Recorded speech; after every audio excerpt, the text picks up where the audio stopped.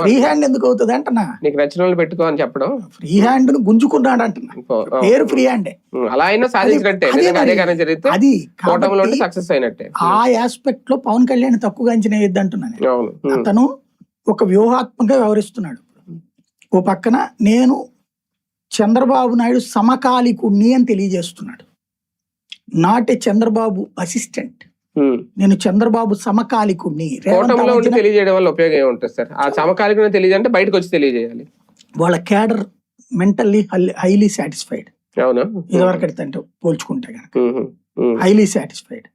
ఇప్పుడు రేవంత్ రెడ్డిని ఎవరో నువ్వు చంద్రబాబు గారి శిష్యుడు కదా అని అడిగితే నేను శిష్యుడిని, ఇక్కడ సమకాలికుణ్ణి అనక్కర్లా చూపెడుతున్నాడు. అంటే ఆయన సీఎం గా ఉన్నాడు కాబట్టి ఆ మాట అనేసాడు. ఇక్కడ మరి ఈయన సీఎం సీఎం గా ఉన్నారు, పైగా కూటమిలో ఉన్నారు కదా, సమకాలి అనక్కర్లేదు, ఇక్కడ ప్రూవ్ చేసి చూపెడుతున్నాడు. అది అవును. లోకేష్ అన్న అంటున్నా సరే, డిప్యూటీ సీఎం అనే డిసిఎం అనే దాంట్లో ఒక గొప్ప థ్రిల్ ఫీల్ అవుతున్నాడు. వాళ్ళ కార్యకర్తలు కూడా అదే థ్రిల్ ఫీల్ అవుతున్నారు. కాబట్టి ఇది తను కార్యకర్తల పరంగా ఒకటి మంత్రిగా సక్సెస్ఫుల్.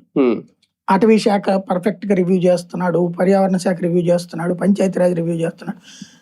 ఇంకా ఏ శాఖ మంత్రి అయినా సరే